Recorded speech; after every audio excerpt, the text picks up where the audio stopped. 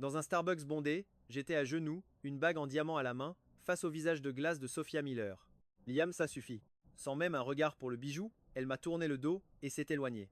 Les murmures et les regards pleins de pitié des autres clients l'ont accompagnée. Mon visage me brûlait de honte. C'était la 7e fois. La 7e demande en mariage qu'elle rejetait. Je me suis relevé péniblement, rangeant la bague dans son écrin. 7 000 $. Et elle n'avait même pas daigné la toucher. Je me suis souvenu de ses excuses la première fois. Liam, on est encore trop jeune. Attendons. La deuxième fois, je veux me concentrer sur ma carrière d'abord. Être après ma promotion. La troisième, ce projet m'a complètement vidé. Je n'ai juste pas la tête à ça en ce moment. À la 7e fois, elle n'a même plus cherché à se justifier. En sortant du café, mon téléphone a vibré. Un message d'Ethan Vance. Liam, encore un échec? Haha. Je t'avais bien dit que Sophia n'était pas pour toi. Pourquoi tu ne restes pas sagement à ta place? J'ai fixé l'écran, et soudain, tout est devenu clair. 7 demandes, et Ethan connaissait toujours le résultat immédiatement. Et après chaque refus, comme par hasard, Sophia obtenait un nouveau projet commun avec le département d'ingénierie. Celui où travaillait Ethan. Je n'étais pas stupide. Je refusais simplement de l'admettre. J'ai supprimé le contact d'Ethan. Puis celui de Sophia. J'ai bloqué son numéro, l'ai supprimé de Facebook, bloqué sur Instagram, et j'ai quitté tous les canaux Slack que nous partagions. En 10 minutes, j'avais effacé toute connexion avec Sophia Miller. 7 ans de ma vie partis en fumée. Table rase. De retour chez moi, j'ai commencé à emballer les affaires qu'elle avait laissées au fil des ans. Maquillage, vêtements, livres, et même le livret du compte épargne commun, destiné à la comble de la maison que nous étions censés acheter ensemble. J'ai tout mis en carton et je lui ai fait livrer. Quand j'ai eu fini, il était 22 heures. L'appartement semblait vide, mais je me sentais plus léger que je ne l'avais été depuis des années. Puis, Chris a appelé. Liam, tu viens à l'apéro de l'équipe demain? Est-ce que Sophia sera là? Oui, c'est la chef de produit. Évidemment qu'elle sera là. Alors je ne viendrai pas. Chris était stupéfait. Vous vous êtes encore disputé? Aucune dispute. À partir de maintenant, je n'irai plus à un seul événement où elle sera présente. J'ai raccroché et envoyé un message groupé à quelques autres collègues. Salut, dorénavant, si Sophia Miller doit être présente à une sortie, merci de ne pas m'inclure. Message envoyé. Je me suis allongé et pour la première fois depuis une éternité, je suis tombé dans un sommeil profond et paisible. Le lendemain, je suis arrivé au bureau avec une demi-heure de retard, et c'était volontaire. Les départements produits et techniques étaient au même étage, et le bureau de Sophia était juste en face de l'allée principale. Avant, j'inventais toujours des excuses pour passer accidentellement près de son bureau, juste pour lui parler. Ce jour-là, j'ai pris l'entrée de service, et je suis allé directement à ma place sans même lever les yeux. À 10 heures, un message de Sophia est apparu. Liam, je veux m'expliquer pour hier. Je l'ai effacé sans le lire. À 11 heures, un autre. Pourquoi m'as-tu bloqué de partout? Nous devons parler. Effacé. À la pause déjeuner, Chris s'est approché. Liam, tu as vraiment rompu avec Sophia? Elle vient de me demander pourquoi tu ne répondais plus à ses messages. On n'a jamais été ensemble. Comment pourrait-on rompre? Mais vous deux. Je l'ai courtisée pendant 7 ans et elle n'a jamais dit oui. Maintenant, j'ai arrêté de courir. C'est aussi simple que ça. Chris a ouvert la bouche, mais l'a refermée sans trouver les mots. À 15 heures, alors que j'étais absorbé par mon code, Sophia a surgi devant mon bureau. Liam, pourquoi est-ce que tu m'ignores? Sans lever les yeux, j'ai répondu froidement. Sophia, je travaille. Si c'est pour un projet, merci d'envoyer un email. Si c'est personnel, nous n'avons rien à nous dire. Personnel? Comment ça, tu m'as renvoyé toutes mes affaires? Te rendre ce qui t'appartient? Quel est le problème? Sa voix commençait à trembler. Tu fais une crise à cause d'hier? J'ai cessé de taper et je l'ai enfin regardé. Sophia, tu penses vraiment qu'après avoir été pris pour un idiot 7 fois, je devrais juste sourire et faire comme si de rien n'était? Son visage est devenu blême. Je n'ai pas. Tu sais très bien ce que tu as fait. J'ai remis mes écouteurs et je me suis replongé dans mon travail. Elle est restée là pendant 5 minutes avant de se mordre la lèvre et de s'éloigner. À 10 à 8 heures, j'ai reçu un email des RH concernant une réunion de lancement de projet obligatoire pour le lendemain. J'ai parcouru la liste des participants. Le nom de Sophia Miller y figurait. J'ai répondu directement à l'invitation. Toutes mes excuses, je serai en arrêt maladie demain. Le lendemain matin, je me suis rendu dans une clinique d'urgence. Lorsque le médecin m'a demandé ce qui n'allait pas, j'ai évoqué des douleurs thoraciques et un essoufflement peut être un problème cardiaque. J'ai passé toute la matinée à faire des examens. Le médecin a conclu que j'étais en parfaite santé. Je suis retourné au bureau avec mon certificat médical. La réunion était déjà terminée. Chris m'a pris à part. Sophia n'arrêtait pas de demander pourquoi tu n'étais pas là. Elle avait l'air furieuse. Ethan a mis beaucoup de temps à la calmer. J'ai eu un ricanement. Évidemment qu'il l'a fait. Cet après-midi-là, Sophia est revenue me trouver. Tu as manqué la réunion exprès, n'est-ce pas? J'étais malade. J'ai un mot du médecin. Tu n'es pas malade. Serais-tu devenue médecin maintenant, Sophia? Elle était si en colère que son visage est devenu rouge, mais elle est restée sans voix. À partir de ce jour, une véritable guerre froide s'est installée entre Sophia et moi. Si elle devait discuter d'un projet, je disais que j'étais occupé et je la renvoyais vers mon chef d'équipe. Si elle essayait de me parler en privé, je répondais que ce n'était pas le moment et que nous devrions nous en tenir aux canaux officiels.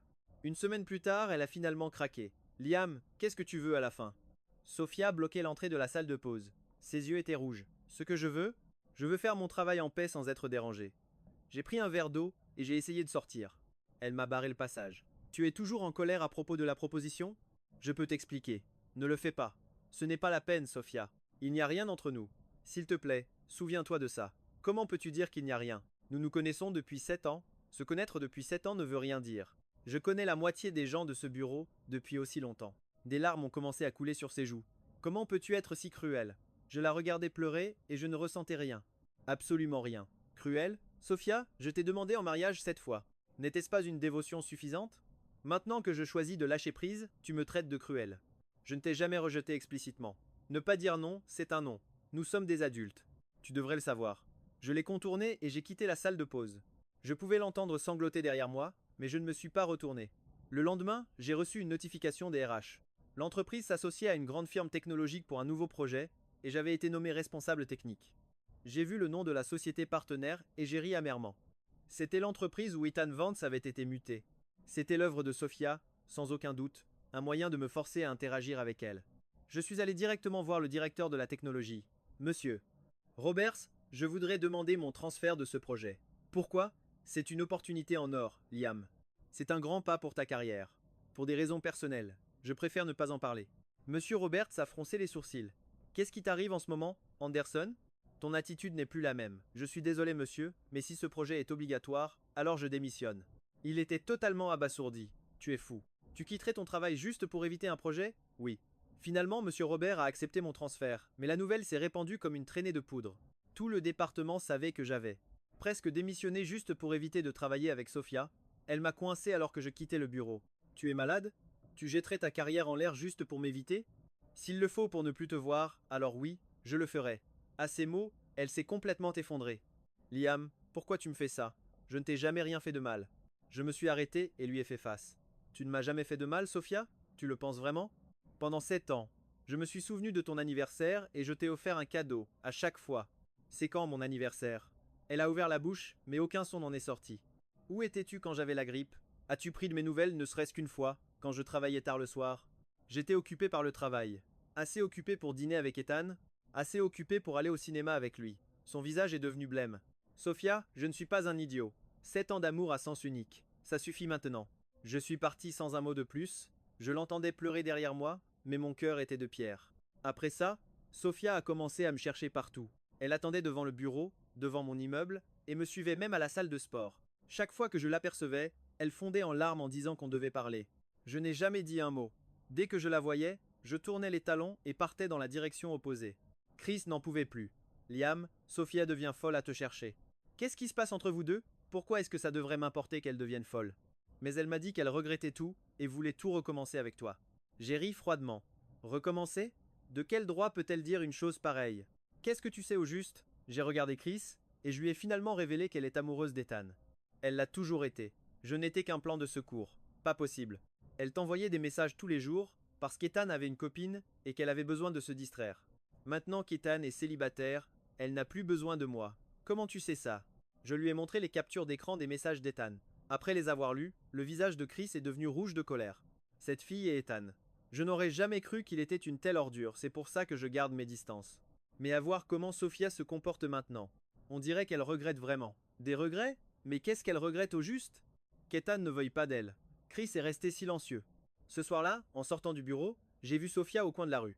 Elle attendait là, tous les jours, depuis une semaine. Même posture, même endroit. Aujourd'hui, elle avait l'air épuisée. Ses yeux étaient gonflés et ses cheveux en désordre. À la seconde où elle m'a vu, elle a couru vers moi. Liam, s'il te plaît, écoute-moi. Je l'ai ignorée et me suis dirigé vers le métro. Elle m'a suivi. Je sais que j'ai eu tort. Je le sais vraiment. J'ai accéléré le pas. Liam, laisse-moi t'expliquer. Il ne s'est jamais rien passé entre Ethan et moi. Les déclarations. Je ne voulais pas te repousser. J'étais juste. Je me suis arrêté net et me suis retourné vers elle. Sophia, sais-tu ce que c'est que de s'avilir? Elle m'a regardé, confuse. C'est courir après quelqu'un qui ne t'aime pas pendant 7 ans? C'est de l'auto-humiliation. J'ai été bien assez stupide. Cette époque est révolue. Mais, je t'aime vraiment. Un rire amer m'échappa. Mémé Sophia, tu ne connais même pas ma date d'anniversaire. Qu'est-ce que tu aimes chez moi, au juste? Mon argent ou ma gentillesse infinie? Ou peu, être aimais-tu simplement me voir te suivre partout, comme un chien fidèle? Des larmes inondaient son visage. Non, ce n'est pas ça. Je voulais juste. Ça suffit. Je ne veux plus t'entendre. Je lui tournai le dos et repris ma route. Derrière moi, sa voix résonna en un cri. Liam, tu n'as pas le droit de me faire ça. Nous avons 7 ans d'histoire commune. Je n'ai pas jeté un seul regard en arrière. Ces 7 années n'appartiennent qu'à moi. Toi, tu n'as jamais fait partie de cette histoire. Le lendemain, Sophia était absente au bureau. Chris m'a glissé discrètement qu'elle s'était portée malade. Je suis resté de marbre, continuant mon travail. Vers midi, un appel de sa colocataire. Liam, Sophia est malade. Elle a une forte fièvre et ne cesse de répéter ton nom. Dans ce cas, emmène-la à l'hôpital. Elle refuse. Elle dit qu'elle t'attend. Désolé, je suis occupé, je raccrochai sans attendre. L'après-midi, elle tenta de me joindre 3 autres fois. Je n'ai pas répondu. Le soir, Chris est venu me voir. Liam, Sophia est vraiment au plus mal. Tu devrais aller la voir. Elle ne me concerne plus, mais tu es le seul en qui elle ait confiance en ce moment. Et c'est bien ça le problème, Chris. Je suis très sérieux. À partir de maintenant, ne me parle plus de Sophia. Je ne veux plus rien savoir. Chris me regarda en soupirant. Tu as tellement changé. Je n'ai pas changé. Je me suis enfin réveillé. Le troisième jour, ce fut au tour de la mère de Sophia de m'appeler. Liam, Sophia est à l'hôpital. Tu devrais venir la voir. Madame Miller. Sophia et moi n'avons plus aucun lien. Comment ça? Vous n'alliez pas vous marier? Je marquai une pause. Madame Miller, est-ce que Sophia vous a dit que nous allions nous marier? Elle m'a dit que tu l'avais demandé en mariage et qu'elle avait accepté. Un rire glacial franchit mes lèvres. Madame, elle a refusé ma demande 7 fois. Un long silence s'installa au bout du fil. Liam, qu'importe. Sophia est gravement malade. Le médecin a besoin de la signature d'un membre de la famille. Son père est en déplacement professionnel et je suis toute seule ici. Madame Miller, je ne suis pas de sa famille. Elle a un petit ami. Vous devriez appeler Ethan Vance. Un petit ami? Mais Sophia n'en a pas. Elle ne t'a que toi. Je fermai les yeux, épuisé. Madame Miller, celui que Sophia aime, c'est Ethan Vance, pas moi. Elle ne vous l'a sûrement pas dit, mais c'est la stricte vérité. Puis, j'ai mis fin à l'appel. Le téléphone sonna de nouveau aussitôt. Je l'ai éteint. En rentrant chez moi ce soir-là, un tas d'objets m'attendaient devant ma porte. Des paniers de fruits, des compléments alimentaires et une enveloppe. La lettre venait de Sophia. Son écriture, tremblante, trahissait qu'elle venait d'un lit d'hôpital. Liam, je sais que tu es furieux. Mais je t'en supplie, accorde-moi une dernière chance. Je sais que j'ai commis beaucoup d'erreurs. Mais mon amour pour toi a toujours été sincère. Si j'ai refusé tes demandes, c'est parce que j'avais peur. Pas parce que mes sentiments n'étaient pas réels. J'avais peur de ne pas être à ta hauteur, peur de te décevoir une fois que nous serions mariés. S'il te plaît, pardonne-moi, je ne peux pas imaginer ma vie sans toi. J'ai lu sa lettre, les déchiré en 1000 morceaux et jeté aux ordures. Ensuite, j'ai descendu tous les paniers jusqu'au vide-ordures. Le lendemain, Chris est venu me voir, les yeux rougis. Liam. Sophia a tenté de mettre fin à ses jours la nuit dernière. Elle s'est tailladé les veines. La souris dans ma main s'immobilisa une fraction de seconde. Puis j'ai repris mon travail. Et en quoi cela me concerne-t-il? Comment peux-tu être aussi froid? Elle a failli y passer. C'était sa décision. Chris finit par exploser. Liam, mais tu es inhumain ou quoi? Je me tournai lentement vers lui. Elle cherche juste à me faire culpabiliser, Chris. C'est du chantage affectif, ni plus ni moins.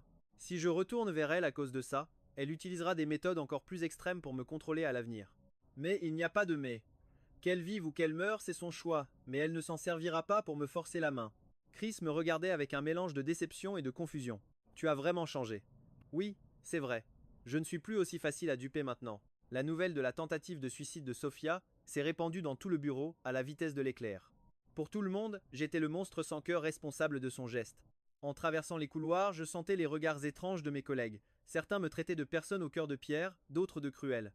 Quelques-uns m'ont qualifié de salaud. Je m'en fichais. Ils ne connaissaient pas la vérité, et je n'avais aucune intention de la leur expliquer. Au déjeuner, quelques collègues féminines se sont assises près de moi, parlant assez fort pour que je puisse entendre. Sophia est une fille tellement géniale. Comment Liam a-t-il pu lui faire ça? Je sais, n'est-ce pas? 7 ans ensemble, et ils jettent tout ça aux oubliettes. Sans aucun scrupule. J'ai entendu dire qu'elle est toujours en soins intensifs, et que Liam n'est même pas allé la voir une seule fois. J'ai continué à manger comme si je n'avais rien entendu. Cet après-midi-là, le père de Sophia est venu au bureau pour me voir. C'était un homme bon et doux qui avait toujours été gentil avec moi. Il disait souvent qu'il m'avait vu grandir. Liam, tu as entendu pour Sophia, n'est-ce pas? Oui. Elle n'est pas dans un bon état. Elle n'arrête pas de crier ton nom. Les médecins disent qu'elle a de graves tendances dépressives et qu'elle a besoin de sa famille autour d'elle. Monsieur Miller, je ne suis pas sa famille. Il a paru stupéfait. Mais Sophia m'a dit que vous étiez déjà. Il n'y avait rien entre nous, monsieur Miller. Durant ces 7 dernières années, Sophia n'a jamais partagé mes sentiments. La personne qu'elle aime, c'est Ethan Vance, pas moi. L'expression de monsieur Miller se durcit. Qu'est-ce que tu racontes? Je lui ai montré le message d'Ethan. Son visage était sombre en le lisant. Ce salaud. Alors vous voyez, monsieur Miller, il n'y a vraiment rien entre Sophia et moi. Son état actuel n'est pas dû à un chagrin d'amour. C'est parce qu'elle a perdu sa roue de secours gratuite. Monsieur Miller est resté silencieux un long moment avant de finalement soupirer. Liam, quoi qu'il en soit, Sophia est dans un état critique en ce moment. Pour l'amour de moi, monsieur Miller, si je reviens maintenant, elle pensera que ses tactiques extrêmes fonctionnent, et son état ne fera qu'empirer à l'avenir. Ça ne lui rendra aucun service. Mais son état, quelqu'un s'occupera d'elle. Ethan Vance n'est-il pas si inquiet pour elle? Laissons-le faire. Monsieur Miller m'a regardé, les yeux remplis de déception et d'impuissance. Tu ne vas vraiment pas reconsidérer ta décision? Jamais. Après son départ, j'ai reçu un appel d'Ethan. Liam, qu'est-ce qui ne va pas chez toi? Tu es un homme, oui ou non? Sophia est dans cet état et tu ne daignes même pas revenir. Ethan, tu n'es pas content de ça? Content de quoi? Elle s'est enfin débarrassée de moi, sa roue de secours. Maintenant, vous pouvez être ensemble au grand jour. De quoi tu parles? Je ne dis pas de bêtises. Ethan, Sophia est ta copine. Sa vie ou sa mort ne me concerne en rien. J'ai raccroché et bloqué son numéro. Ce soir-là, ma mère a appelé. Liam, la mère de Sophia, vient de m'appeler. Elle a dit que Sophia est à l'hôpital et veut que tu ailles la voir. Maman, il n'y a plus rien entre Sophia et moi. Comment peux-tu dire ça? N'avez-vous pas grandi ensemble? Avoir grandi ensemble ne signifie rien. Maman, j'ai ma propre vie maintenant. Je ne veux plus être dérangé par elle. Mais cette pauvre fille est. Maman, j'ai pris ma décision. À partir de maintenant, ne me dis plus rien à propos de Sophia. Ma mère a soupiré à l'autre bout du fil. Fils, comment es-tu devenu si insensible? Je ne suis pas insensible, maman. J'ai juste enfin ouvert les yeux. Après avoir raccroché, un épuisement total s'est abattu sur moi. Pas une fatigue physique, mais mentale. 7 ans de dévotion. Et pourquoi? Pour être pris pour un idiot, servir de plan de secours, et finalement subir un chantage affectif. C'en était trop. C'était vraiment la goutte d'eau de trop. Un mois plus tard, Sophia a finalement pu quitter l'hôpital. Chris m'a dit qu'elle avait énormément maigri et semblait complètement anéantie. Je suis tombé sur elle dans l'ascenseur le jour de son retour. À l'instant où elle m'a vu, ses yeux sont devenus rouges. Liam. J'ai fixé l'indicateur d'étage, le regard vide. Liam, pouvons-nous parler, s'il te plaît? Je l'ai complètement ignoré. L'ascenseur a atteint mon étage et je suis sorti. Elle a crié derrière moi. Liam, est-ce que tu me détestes vraiment à ce point? Je me suis arrêté pour la regarder. Je ne te déteste pas. Je ne ressens simplement plus rien pour toi. Des larmes ont inondé son visage. Ce n'est pas possible. Tu ne peux pas ne rien ressentir pour moi, Sophia. Les sentiments ne sont pas quelque chose que l'on peut commander. Les portes se sont refermées, étouffant ses sanglots. L'après-midi même, l'entreprise tenait une réunion pour la fête annuelle. Je ne voulais pas y aller, mais la présence de tous les employés était obligatoire. Dans la salle de conférence, Sophia était assise en diagonale, juste en face de moi. Elle m'a dévisagé tout le long, ses yeux un mélange de supplication, de rancœur et de désespoir. J'ai gardé les yeux rivés sur mon ordinateur, sans jamais lui accorder un seul regard. À la fin, Ethan Vance s'est brusquement levé. Tout le monde, j'ai une annonce à faire. Tous les regards se sont tournés vers lui. Sophia et moi allons nous marier. Un silence de mort s'est installé. Les regards allaient de moi à Sophia. Le visage de Sophia était livide. Elle a secoué la tête. Non, je n'ai pas accepté. Ethan a souri. Sophia est juste un peu timide. Nous nous fréquentons depuis un bon moment et avons décidé d'officialiser les choses. J'ai observé la scène se dérouler, un étrange sentiment d'amusement m'envahissant. Sophia tentait frénétiquement de s'expliquer. Ce n'est pas vrai. Nous ne sortons pas ensemble. Je n'ai jamais. Sophia, tu n'as pas besoin de nier. Ethan s'est approché d'elle. Beaucoup de gens ici connaissent notre relation. Il m'a regardé droit dans les yeux, surtout Liam. Il devrait le savoir mieux que quiconque. L'air dans la pièce était devenu si lourd qu'on aurait pu le couper au couteau. Tout le monde attendait ma réaction. J'ai fermé mon ordinateur portable et je me suis levé. Félicitations à vous deux. Sur ce, j'ai quitté la salle de conférence. Derrière moi, je pouvais entendre les cris désespérés de Sophia. Non, Liam, ce n'est pas ça. Je ne me suis pas retourné. Dehors, j'ai pris une profonde inspiration. La vérité avait enfin éclaté au grand jour. Ethan avait finalement jeté le masque, et Sophia découvrait enfin ce que ça faisait d'être utilisé. Était-ce le résultat qu'il souhaitait? J'ai sorti mon téléphone et appelé un recruteur. Trouvez-moi un nouveau travail. Les exigences sont simples, le plus loin possible de Chicago. Sophia a complètement perdu pied. Elle n'est pas venue travailler le lendemain. Apparemment, elle avait de nouveau essayé de se tailler les veines chez elle. Cette fois, même Ethan ne s'est pas soucié d'elle. Chris est venu me voir. Liam, Sophia est vraiment au plus mal. Va la voir, c'est tout. Chris, je t'ai dit que sa vie ou sa mort ne me regardait plus. Mais, il n'y a pas de mais. Elle a choisi ce chemin toute seule. Chris m'a regardé, les yeux remplis de confusion. Tu n'éprouves vraiment aucune pitié? C'est la femme que tu as aimée pendant 7 ans. J'ai souri.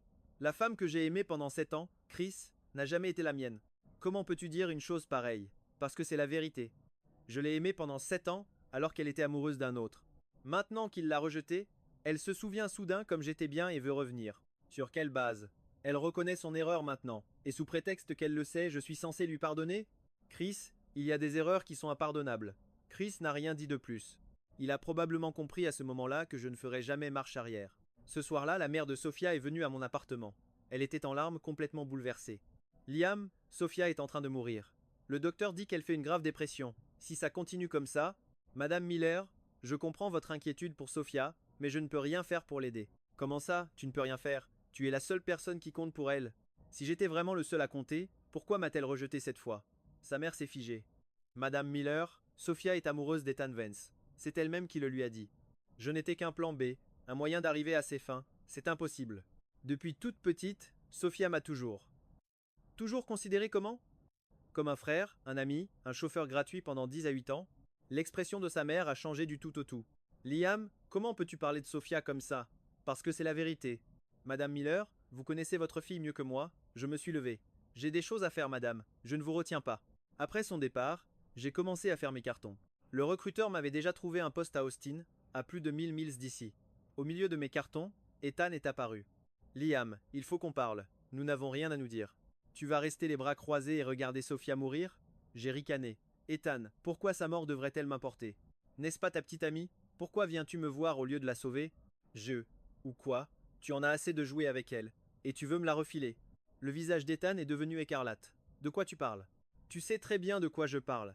Ethan, Sophia est ta femme. Sa vie ou sa mort ne sont pas mon problème. Ce n'est pas ma femme. Alors pourquoi as-tu annoncé à la réunion que tu allais l'épouser? Ethan a bafouillé un instant avant de finalement dire: Je voulais juste qu'elle renonce, qu'elle arrête de t'importuner. J'ai éclaté de rire. Quelle noble excuse. Liam, quoi qu'il en soit, Sophia est en danger. Alors qu'elle meurt. Ethan m'a regardé, sous le choc. Comment peux-tu dire une chose pareille? Et pourquoi ne le pourrais-je pas? Qu'est-ce que je perds si une femme qui m'a pris pour un imbécile meurt? Ethan sort de mon appartement et ne revient plus jamais me parler de Sophia. Je l'ai poussé dehors et j'ai claqué la porte. Une semaine plus tard, je quittais Chicago. Chris est venu me dire au revoir à la gare. Liam, tu es vraiment sûr de toi? J'en suis certain. Et Sophia? Elle a Ethan. Elle a sa famille. Elle n'a pas besoin de moi. Chris a soupiré. Elle est toujours à l'hôpital et demande à te voir tous les jours. C'est son problème. Tu n'as vraiment plus aucun sentiment pour elle. J'ai regardé par la fenêtre les gratte-ciel de la ville, cet endroit qui a englouti 7 ans de ma jeunesse et de ma dévotion. Chris, sais-tu ce que l'on ressent quand on n'est qu'une roue de secours? Quoi?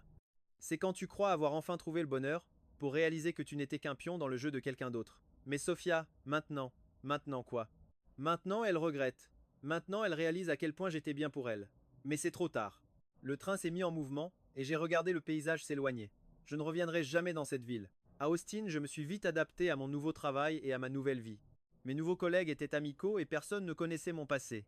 Je pouvais me concentrer sur mon travail, sur ma vie, sans craindre de tomber sur quelqu'un au coin d'une rue. 2 mois plus tard, Chris m'a appelé. Liam, Sophia est sortie de l'hôpital. D'accord. Elle a demandé ton adresse. Elle pourrait venir te chercher. J'ai fait une pause. Tu la lui as donnée? Non, je ne suis pas si stupide. Mais elle a dit qu'elle te retrouverait, quoi qu'il arrive. Quel essai? Liam? Et si elle te retrouve? Il n'y a pas de si. Chris, je change de numéro. Ne me recontacte plus jamais. Attends, j'ai raccroché et le jour même, j'avais un nouveau numéro. Nouvelle ville, nouveau travail, nouveau numéro. J'avais totalement effacé mon passé. 6 mois plus tard, j'ai rencontré une fille dans ma nouvelle entreprise. Elle s'appelait Emily, comptable au service financier. Elle était calme, douce, parlait peu, mais son sourire était d'une incroyable tendresse. Nous avons commencé à sortir ensemble, entre cinéma, dîner et longues promenades. Il n'y avait pas de passion dévorante ou dramatique, juste une affection tranquille et constante. Mais c'était amplement suffisant. Je ne voulais plus jamais revivre un tel chagrin. 1 an après, Émilie et moi nous sommes mariés. Le mariage fut simple, juste nos familles et quelques nouveaux amis. Personne ne connaissait mon passé. Le nom de Sophia n'a jamais été prononcé. Lors de notre nuit de noces, Émilie m'a demandé: As-tu une petite amie avant moi? Non. Alors pourquoi es-tu si prudent en amour? Je l'ai serrée dans mes bras, parce que je veux être certain de te chérir comme il se doit. Elle a souri et s'est blottie contre moi. Moi aussi je veux te chérir. À cet instant, J'ai senti que j'avais enfin trouvé le véritable bonheur. 5 ans plus tard, Émilie et moi avons eu une fille merveilleuse. Nous avions acheté une maison à Austin et menions une vie normale et heureuse. Parfois, je repensais au passé, à ces 7 années d'obsession et de douleur. Mais la plupart du temps, j'étais reconnaissant pour cette épreuve. Sans le rejet et la trahison de Sophia, je n'aurais jamais rencontré Émilie. Si je n'avais pas coupé les ponts aussi radicalement, je n'aurais jamais connu le bonheur que j'ai aujourd'hui. Un jour, au centre commercial, alors que j'achetais un jouet pour ma fille, j'ai entendu quelqu'un m'appeler Liam. Je me suis retourné et j'ai vu une femme qui m'était à la fois étrangère et terriblement familière. Sophia. 5 ans avaient passé. Elle avait énormément changé. Elle était d'une maigreur effrayante. Ses cheveux étaient parsemés de fils gris et ses yeux étaient vides. Rien à voir avec la femme fière et magnifique dont je me souvenais. C'est vraiment toi. Sa voix tremblait. Je l'ai regardée, le visage impassible. Je ne ressentais plus rien. Vous vous trompez de personne. J'ai tourné les talons. Elle a hurlé derrière moi. Liam, ça fait 5 ans que je te cherche. Je n'ai pas regardé en arrière. Liam, je sais que j'ai eu tort. S'il te plaît, pardonne-moi. J'ai continué à marcher. Liam, j'ai attendu que tu reviennes. Je suis sorti du centre commercial. Elle me poursuivait toujours. Liam, attends. Je me suis arrêté et lui ai fait face. Vous avez fait une erreur. Je ne suis pas Liam Anderson. Elle s'est figée, des larmes coulant sur son visage. C'est impossible. Tu étais Liam. Tu dois l'être. Je le suis, mais je ne suis pas le Liam que tu as connu. Qu'est-ce que tu veux dire? Le Liam Anderson qui aurait pleuré pour toi est mort. Il est mort il y a 5 ans. Elle s'est complètement effondrée, tombant à genoux sur le trottoir, sanglotant de manière incontrôlable. Liam, s'il te plaît, reviens, je t'en prie. Je l'ai regardé de haut, ne ressentant qu'un détachement glacial. Sophia, ce que tu ressens en ce moment, c'est exactement ce que tu m'as fait ressentir. Désespéré, impuissant et souffrant. Je sais que j'ai eu tort. Et est-ce que ça aide de le savoir? Dans la vie, on ne peut pas revenir en arrière. J'ai tourné les talons et je suis parti. Et cette fois, je ne me suis jamais retourné. J'entendais ses pleurs derrière moi, mais mon cœur était de pierre. Quand je suis rentré, Émilie m'a demandé: Pourquoi as-tu été si long? J'ai croisé une folle en chemin. Quel genre de folle? Juste une personne triste, coincée dans le passé. Ma fille a couru vers moi et s'est accrochée à ma jambe. Papa, tu m'as ramené un jouet? J'ai sorti le jouet du sac. Bien sûr, papa ne rompt jamais une promesse. Ma fille a gloussé de bonheur. Émilie souriait en regardant nos sourires. Je savais que c'était la chose la plus précieuse au monde. Quant à Sophia, elle n'était plus qu'un fantôme d'une vie antérieure. Un spectre qui m'a enseigné les abysses du désespoir et la signification d'une véritable renaissance. Son rôle dans ma vie était achevé. J'ai désormais une nouvelle existence, une nouvelle famille, un nouveau bonheur. Et elle est condamnée à vivre dans ses souvenirs, à porter seule le fardeau de la douleur qu'elle m'a infligée. C'est cela, la justice. Non pas celle que je lui ai accordée, mais celle qu'elle a elle-même provoquée.